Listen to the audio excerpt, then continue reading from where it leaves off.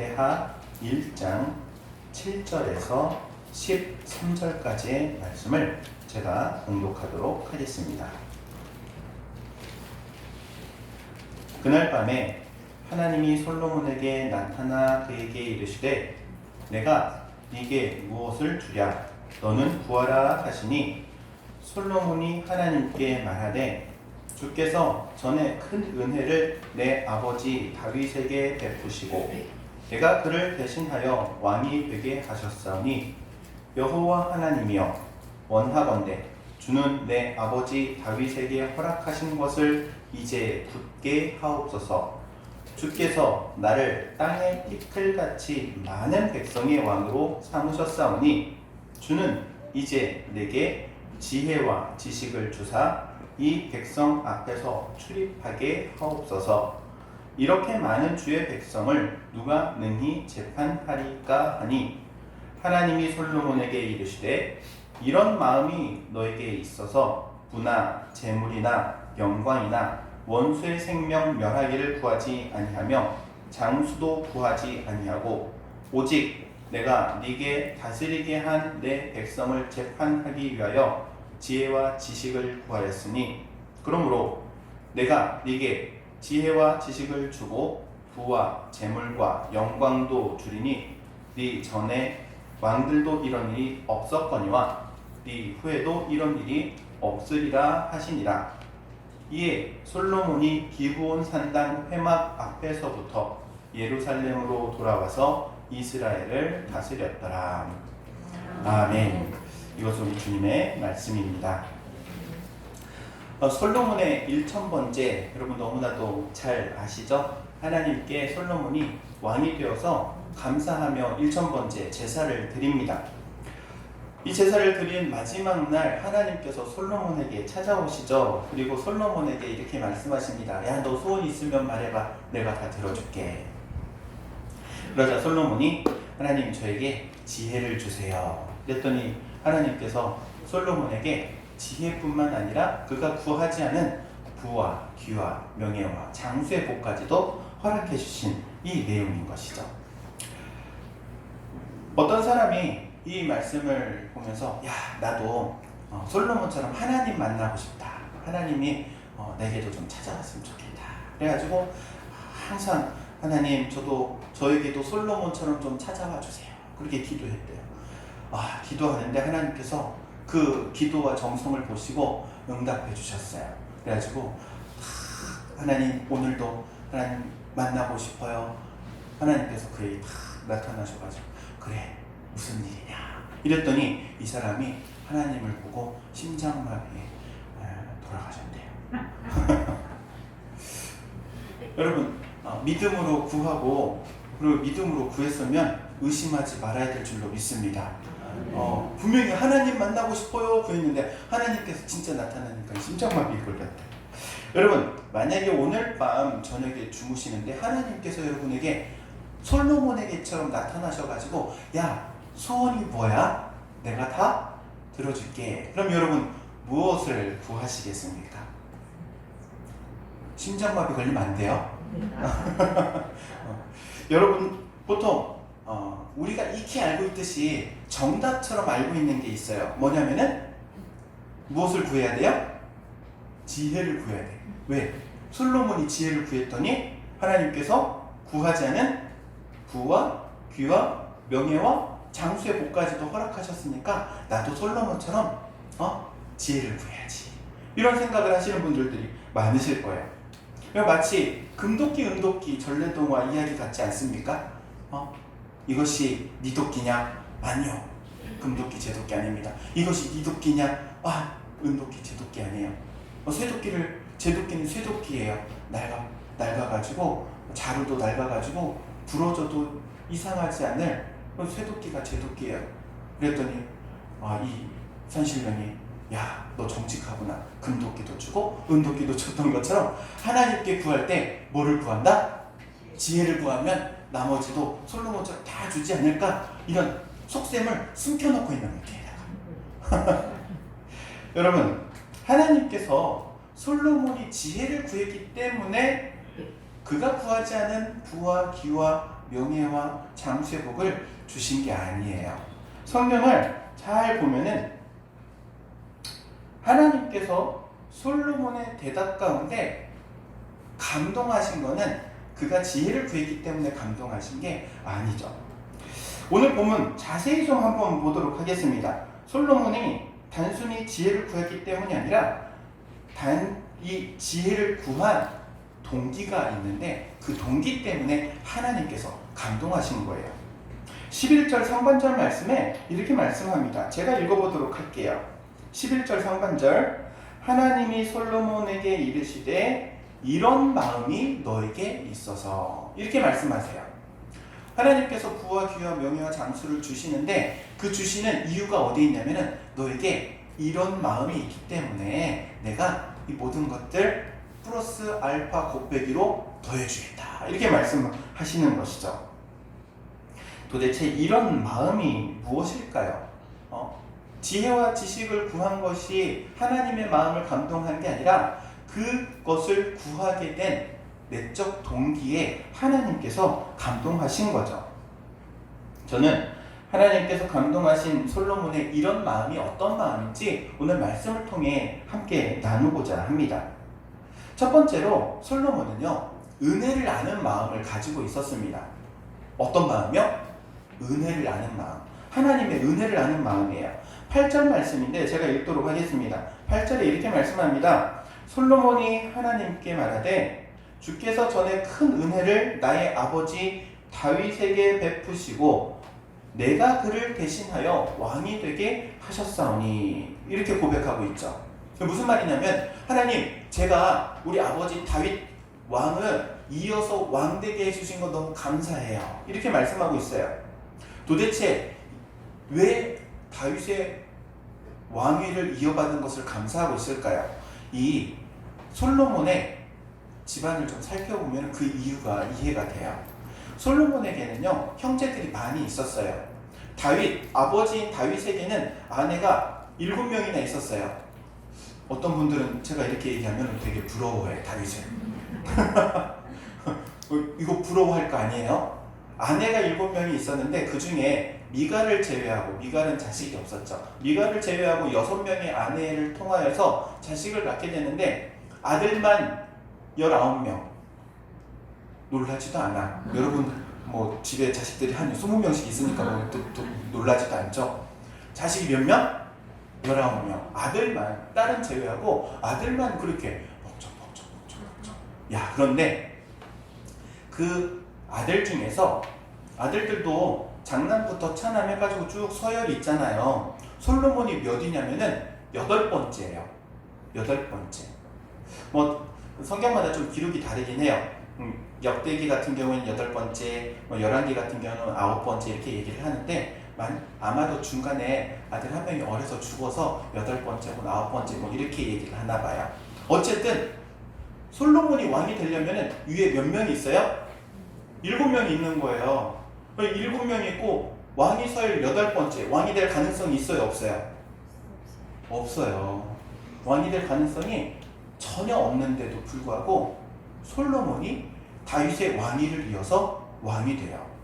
거기에 대해서 지금 감사하고 있는 거죠.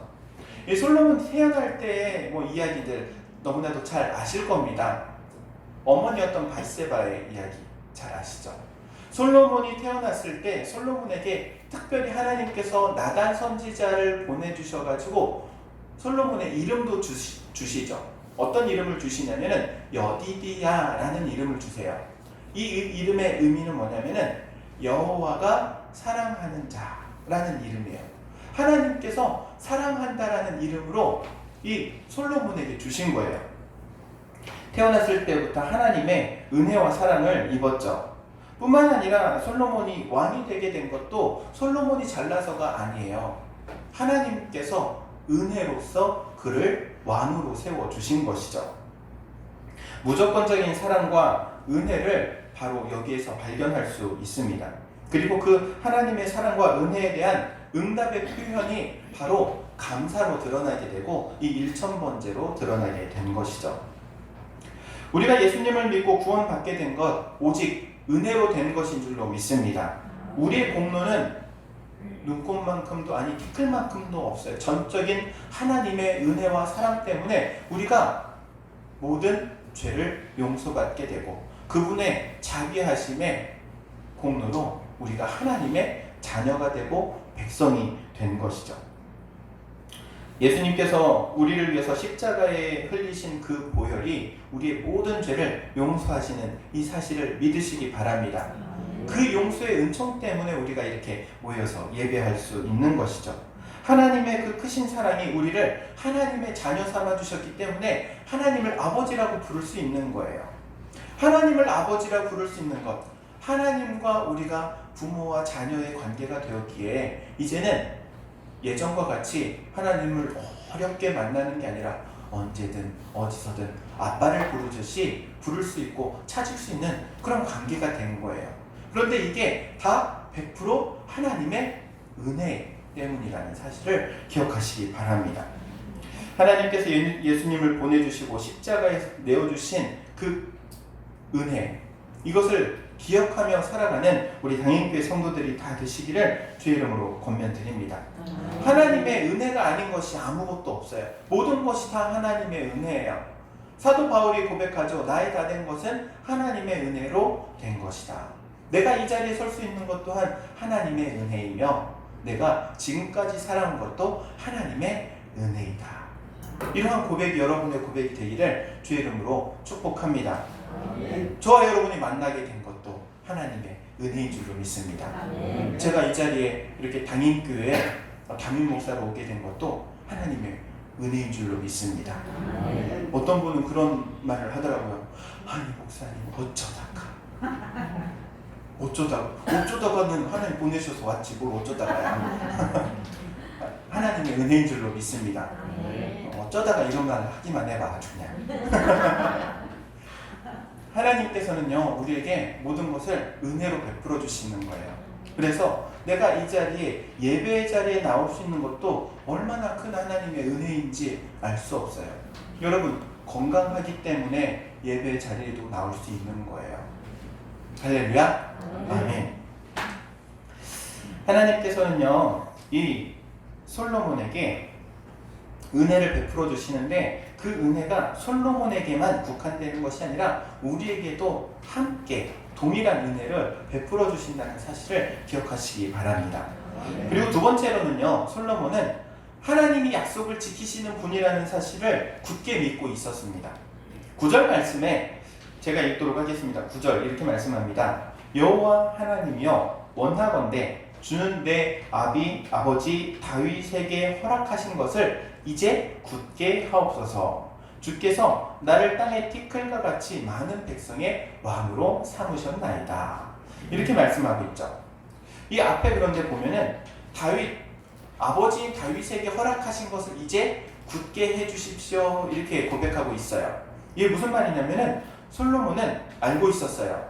하나님께서 다윗 왕에게 허락하신 약속이 있는데 이 약속의 말씀이 이제는 다윗을 통해서 그 다음 나에게로 이루어진다는 사실을 굳게 믿고 있는 것이죠. 그러면 도대체 하나님께서 다윗에게 어떤 약속을 하셨기에 솔로몬은 그 약속이 자신에게 그대로 이루어질 것을 믿고 있었던 것일까요? 다윗에게 하신 약속의 내용이 역대상 17장 11절에서 14절 말씀 가운데 나옵니다. 제가 읽어드리도록 하겠습니다. 하나님께서 다윗에게 약속하시는 내용입니다. 네 생명의 연한이 차서 네가 조상에게로 돌아가면 내가 네 뒤에 네 씨 곧 네 아들 중 하나를 세우고 그 나라를 견고하게 하리니 그는 나를 위하여 집을 건축할 것이요 나는 그 왕위를 영원히 견고하게 하리라. 나는 그 아비가 되고 그는 나의 아들이 되리니 나의 자비를 그에게서 빼앗지 아니하기를 내가 네 전에 있던 자에게서 뺏음과 같지 않을 것이며 내가 영영히 그를 내 집과 내 나라에 세우리니 그 왕위가 영원히 견고하게 서리라 하셨다 하라. 이렇게 말씀합니다. 그러니까는 다윗에게 주신 약속의 말씀, 너 자녀, 너 자식 대대로 내가 왕위를 견고하게 하겠다라는 약속의 말씀을 다윗에게 주셨는데 솔로몬은요 아버지인 다윗에게 하셨던 그 약속, 이제는 내게 주시는 약속인 줄로 믿습니다. 이렇게 굳게 붙든 거예요. 하나님의 약속을 붙들었던 것이죠. 다윗에게 주신 약속의 말씀을 이제는 나에게 이루어 주실 것을 믿는 이 믿음, 얼마나 귀하고 복된 믿음입니까? 그런데 이 믿음에 앞서 먼저 이 약속의 말씀을 알았다는 거예요. 다윗에게 하셨던 이 약속을 솔로몬이 알았어요. 그리고 그 알고 있는 말씀을 이제는 붙들었던 것이죠. 여러분, 하나님의 역사는 하나님의 약속을 붙드는 사람을 통해서 이루어집니다. 하나님의 역사는요, 하나님의 말씀을 붙들었던 믿음의 사람들을 통해서 지금껏 이루어진 것이에요. 성경은 그래서 모든 믿음의 사람들의 삶은 하나님의 말씀을 통해서 이루어졌음을 우리에게 가르쳐 주고 계십니다. 뿐만 아니라 우리 하나님은요, 변치 않으시는 하나님이세요. 한번 하신 약속을 반드시 이루시고야 마시는 하나님이신 것이죠. 사람은요, 약속을 쉽게 어기기도 하고 약속을 지키지 않기도 합니다. 창세기 28장에 보면은 형인 에서를 피해서 도망하는 야곱의 모습이 있어요. 야곱이 도망가다가 잠이 들죠. 광야에서 돌베개를 베고 잠이 드는데 잠이 드는데 거기서 꿈인지 현실인지 비몽사몽간에 하늘이 열리고 천사들이 사다리로 오르락 내리락 하는 모습을 보게 되죠. 그러면서 이 야곱이요, 그 자리에서 이 자리가 하나님이 계시는 자리구나 그러고 하나님께 세 가지 약속을 해요. 어떤 약속을 하냐면은 첫 번째로 조건을 걸고, 어떤 조건이냐면 제가 이제 도망가는 길인데 제가 무사히 돌아오게 되면 하나님, 제가 하나님께 세 가지를 지킬게요. 첫 번째는 하나님이 이제는 저희 하나님이 되어주실 거예요. 내가 하나님만 믿고 섬기겠습니다 라는 첫 번째.